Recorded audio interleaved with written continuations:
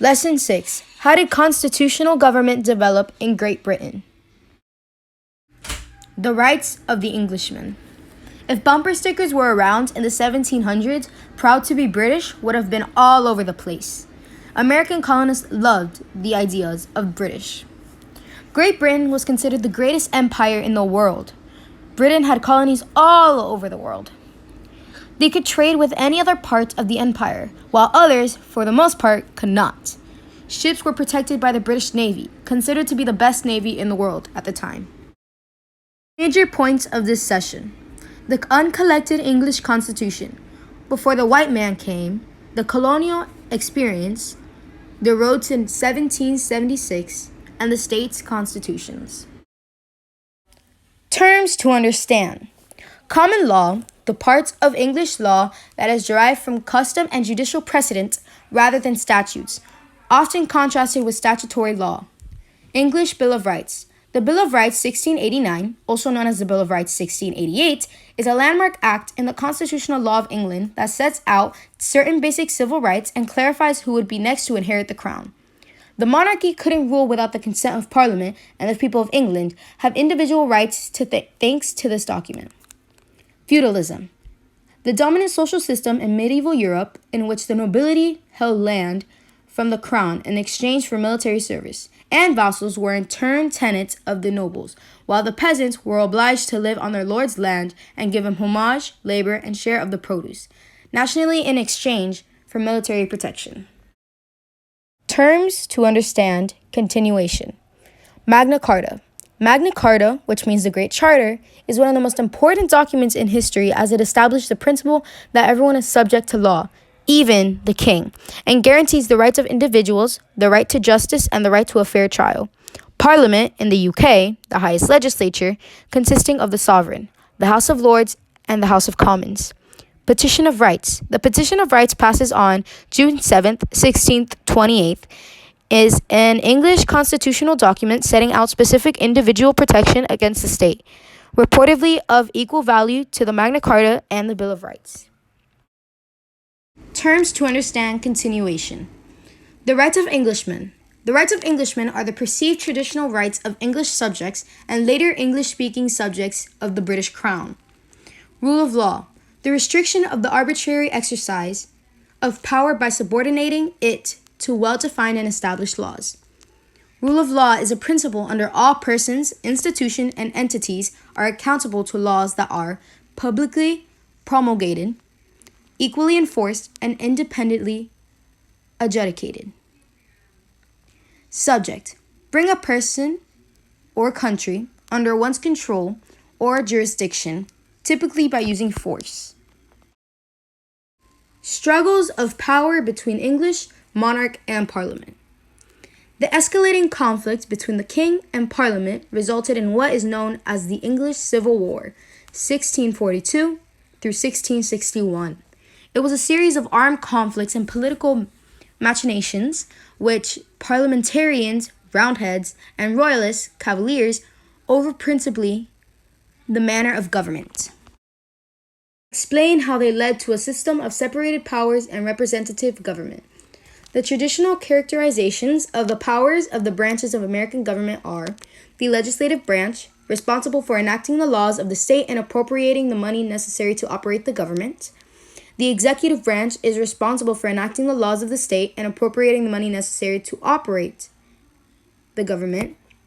And judicial branch is responsible for interpreting the Constitution and laws, applying their interpretations to controversies brought before them.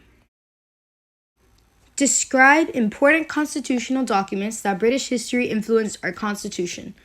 The amendments to the Constitution that Congress proposed in 1791 were strongly influenced by State Declaration of Right, particularly the Virginia Declaration of Rights of 1776, which incorporated a number of the protections of the 1689 English Bill of Rights and Magna Carta. Healthcare, education, the environment, international aid, crime. Issues affecting all our lives are shaped and driven by Parliament. But how did it all begin? What does Parliament do all day, and how do you fit in? Parliament has evolved throughout its long history to become what it is today, changing over time to meet the needs of the people. Two key historical events began this process. In 1215, King John put his seal on Magna Carta and agreed to a list of 63 rules set out by a group of barons. This ensured for the first time that no one, not even the king, was above the law. 50 years later, Simon de Montfort, for the first time, invited representatives of the towns and shires to his 1265 Parliament. These events established the foundations for the representative democracy we have today, and from this point onwards, the power to make decisions for the nation passed, over time, from the monarch to Parliament. Let's take a closer look at the UK Parliament today.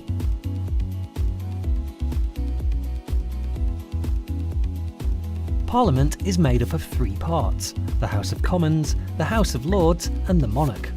The House of Commons is the elected chamber of Parliament. It debates big issues, proposes laws, amends existing ones and challenges the government's work. There are 650 members of Parliament, or MPs, who each represent a constituency in the UK. They belong to either a political party or are independent and are elected by constituents of the area they want to represent. The leader of the party that has the most MPs elected after a general election becomes the Prime Minister and heads up the government. They choose a cabinet made up of 20 senior ministers, who coordinate each government department's work. Parties not in power are called the opposition. MPs from the opposition and government question the government on policy and proposed laws. The Speaker keeps the House in order by chairing these debates. The House of Lords is the second chamber and shares the making and shaping of laws with the House of Commons. It has around 800 members and it's made up mostly of life peers, and also includes hereditary peers and bishops. Lords are selected for their knowledge and experience and hold government to account by using their expertise to look at laws and issues in detail. The monarch's role is mainly ceremonial. They meet the Prime Minister once a week to hear what's going on in Parliament and formally agree every new law. But that's not all. There are also people working behind the scenes who support the work of Parliament: clerks, librarians, researchers and many more.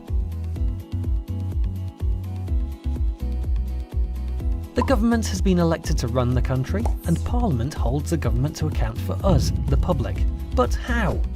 Prime Minister's questions and ministerial questions give MPs and Lords the opportunity to challenge the government's policies. It's in these debates that they can share the views of their constituents and the public and how new policies may affect them. Another important way Parliament can scrutinise or look in detail at the work of government is through select committees. Select committees analyse and scrutinise policy. They're made up of either MPs, Lords or a mixture of both. Together, committee members look at a particular subject and make recommendations on improvements. Witnesses with expertise in the area under scrutiny are called to give evidence, which is used to help shape the committee's inquiry. Members of the public, like you, with a view on the subject can also give evidence for consideration. At the end of an inquiry, a committee writes a report with recommendations that the government usually responds to within 60 days. Both houses in Parliament share responsibility for making and shaping laws. But where do laws come from in the first place? A bill is a proposal for a new law, or to change an existing law, and comes from lots of places, like governing and opposition parties, public inquiries, civil servants or campaign groups. So how does an idea get turned into a law? Imagine the government wanted to place greater controls over the internet. A proposal called a Green Paper is published, which presents the government's ideas for future policy. This is open for public discussion, with interested groups like internet service providers and others likely to be affected. Once findings are gathered, a white paper is published, which outlines a firmer plan for government policy. Cabinet ministers must agree whether the proposal is taken forward. Once agreed, a bill is drawn up, and the minister responsible for the policy introduces the bill to Parliament for debate. MPs and members of the House of Lords comment on, debate or amend the bill through several stages, and at the end of the process, apart from very rare circumstances, it must be agreed by both houses. It's then passed to the monarch, who gives formal approval or royal assent, and the bill becomes law, called an Act of Parliament. In the UK, we live in a democracy, which means power is in the hands of the people through our right to vote. Throughout history, lots of people in the UK have campaigned for the voting rights we have today. There are lots of different types of elections to vote in: general, local, European. Let's take a closer look at how MPs are elected to the House of Commons through the general election. General elections take place in the UK usually once every 5 years, and every seat is up for grabs. On polling day, voters make a choice from a list of candidates. The candidate with the most votes then becomes that constituency's MP. OK, but how would I know who to vote for? Before elections, candidates need to campaign to get people to vote for them. Campaigning can involve handing out political leaflets, speaking in public debates, talking to people during door-to-door visits, and party political broadcasts. Parties standing for election publish a declaration of their policies during the campaign, called a manifesto. Once elected, an MP represents all their constituents, even the ones that didn't vote or voted for a different candidate. The party with the most MPs elected forms the government, and their leader becomes Prime Minister. And if there's a hung parliament, where there's no clear winner, then a minority government or a coalition government may be created, or a fresh election held. One way to have a say in how the country is run is to use your vote. You have to be 18 or over to vote in general elections, but you can register from the age of 16. There are lots of other ways to get involved and have your voice heard, whatever your age. Remember, MPs represent all of their constituents. But how? You can visit an MP in their local constituency office, or you can even travel to the Houses of Parliament to lobby them in Central Lobby. Lords have knowledge and experience in specific subject areas. You can look them up by policy interest on the Parliament website. Anyone can contact any Lord or their local MP by letter, phone or email to discuss an issue that's important to them or their community.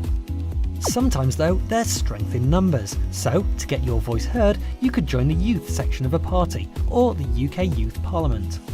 If you're passionate about an issue, you could start a petition for a cause either on paper or online, or join an existing campaign, pressure or protest group to influence decision making. These groups use different methods to get their voices heard, from lobbying to peaceful protest, all designed to bring about change. And don't forget, you can get your voice heard in school or college too by joining or starting a student council, a bit like a mini parliament. So, Parliament sits at the heart of UK democracy, debating the big issues of